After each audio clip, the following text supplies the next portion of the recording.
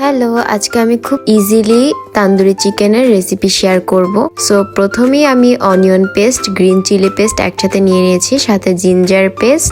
এরপর আমি দিব 2 স্পুন গার্লিক পেস্ট। মাংসতে একটু গার্লিক পেস্টটা বেশি ইউজ করতে হয়। তারপরে আমি তান্দুরি চিকেন মশলা ব্যবহার করেছি, আপনারা যে কোনো ব্র্যান্ডের ইউজ করতে পারেন। তান্দুরি চিকেন বানাতে কিন্তু তান্দুরি চিকেন মশলাটা মাস্ট।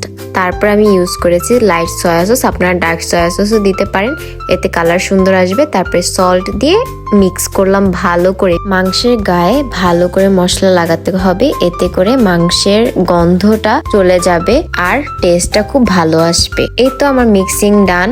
তারপরে আমি 3 ঘন্টার মতো রেখে দিয়েছিলাম। আমি একটু ময়দা, চালের গুঁড়ো আর কর্নফ্লাওয়ার দিয়ে কোটিংটা করেছিলাম, যদিও আমার ক্লিপ নেওয়া হয়নি। তো এভাবে করে আপনারা অবশ্যই করে দেখবেন, খুব মজার হয়। আর আপনারা দেখতেই পেলেন আমি বেশি ইনগ্রিডিয়েন্ট ব্যবহার করিনি, সো এটা খুব তাড়াতাড়ি করা যায়। আর এরকম ইজি রেসিপি পেতে আমার চ্যানেলকে অবশ্যই সাবস্ক্রাইব করুন।